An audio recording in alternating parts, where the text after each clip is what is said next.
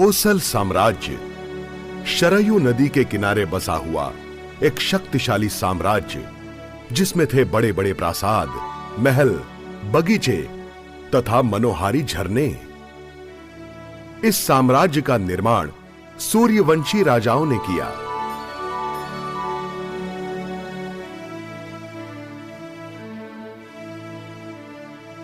अयोध्या, कोसल की राजधानी, इस नगरी का निर्माण महाराज इक्ष्वाकु ने किया, जो सूर्यवंश के प्रमुख महाराज मनु के प्रथम पुत्र थे। महाराज रघु के पश्चात कोसल के सिंहासन पर महाराज दशरथ विराजमान हुए। महाराज दशरथ एक समर्थ, बुद्धिमान और कुशल राज्यकर्ता थे। महाराज के निपुत्रिक होने से राजमहल तथा सारी अयोध्या नगरी दुखी थी। एक दिन महाराज दशरथ अपनी तीनों रानियां कौशल्या, कैकेयी तथा सुमित्रा के साथ वार्तालाप में मग्न थे। उसी समय राजमहर्षि वशिष्ठ ने उन्हें सलाह दी। राजन, आप मुनिवर ऋष्यशृंग के हाथों से पुत्र कामेष्टि यज्ञ का आयोजन कीजिए। इस यज्ञ से आपको अवश्य पुत्र लाभ होगा।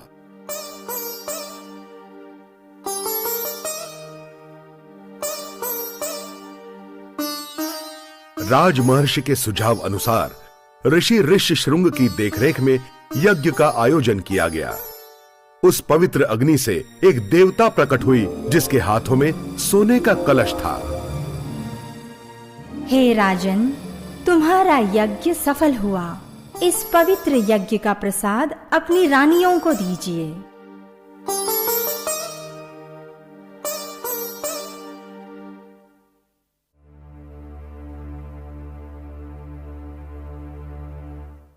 कौशल्या, ये दैवी उपहार है। इसमें से आधा तुम प्राशन करो और बाकी कैकेयी और सुमित्रा में बांट देना। कुछ महीनों के पश्चात एक दिन राजपुत्रों की किलकारियों से राजमहल गूंज उठा।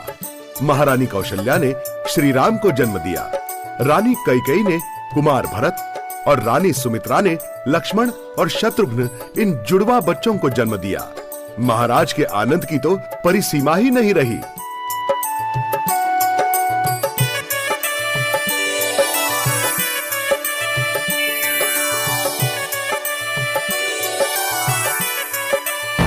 सारी अयोध्या नगरी में राजपुत्रों का जन्मोत्सव बड़े ठाठ और धूमधाम से मनाया गया।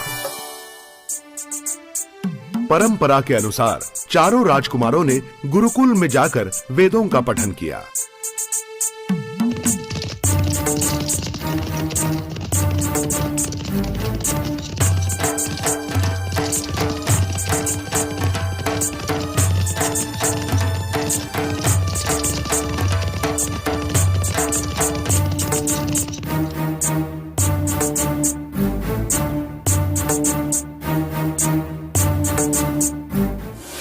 एक दिन राज दरबार में महाराज की जय हो।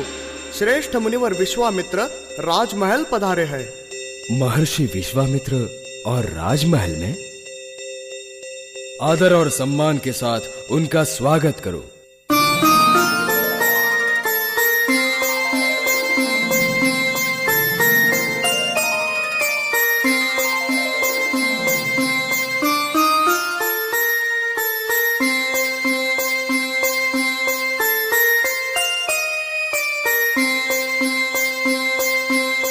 प्रणाम मुनिवर, आपका स्वागत है। आपके चरण स्पर्श से अयोध्या नगरी पावन हो गई। मुनिवर, मैं आपकी आज्ञा की प्रतीक्षा कर रहा हूं। मैं आपका सेवक हूं। मैं आपकी हर आज्ञा का निस्संदेह पालन करूंगा। दशरथ, मुझे पूर्ण विश्वास है राजन कि तुम रघुकुल की परंपरा के अनुसार वचन निभाओगे। मुनिवर, आप बिना संकोच आज्ञा कीजिए। राजन, मैं विश्व शांति के लिए एक महत्वपूर्ण यज्ञ कर रहा हूं, लेकिन दानव उसमें बाधा उत्पन्न कर रहे हैं। मांस और हड्डियां फेंक कर वे पवित्र यज्ञ को भ्रष्ट कर रहे हैं। इन दानवों का नाश करने के लिए मुझे तुम्हारे पुत्र राम की सहायता चाहिए। मेरा पुत्र राम। मुनिवर, राम तो अभी बालक है, ना ही उसे युद्ध का ज्ञान है और ना ही अनुभव। दानवों के नाश के लिए वो अभी सक्षम नहीं है। मैं अपनी पूरी सेना समेत आपके साथ चलता हूँ, लेकिन राम का विचार छोड़ दीजिए। व्यर्थ विलाप ना करो दशरथ। मैंने तुमसे सिर्फ राम की मांग की है, पर तुम अपना वचन नहीं निभा रहे हो। इस वंश के इतिहास में पहली बार किसी राजा ने अपना वचन तोड़ा है।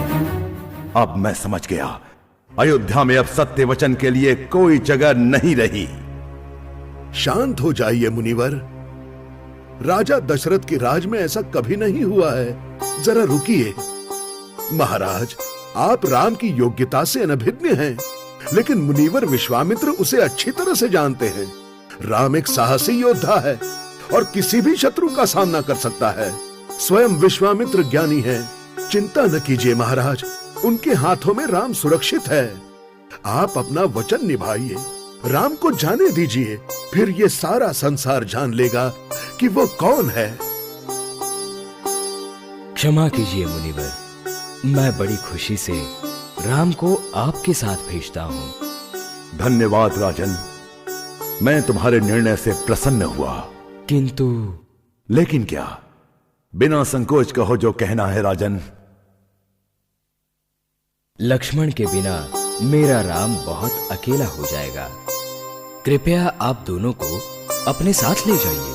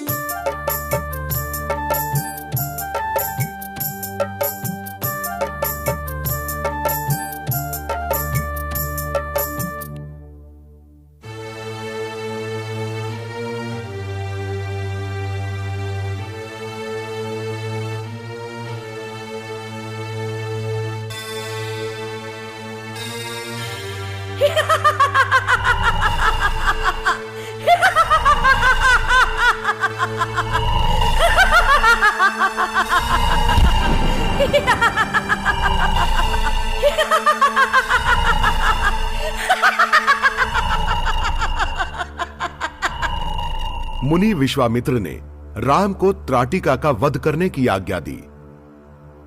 जब राम दुविधा में पड़ गए, तब विश्वामित्र ने बिना संदेह उसे मारने के लिए कहा। राम और लक्ष्मण दोनों ने अपना निशाना बांधकर त्राटिका का वध किया।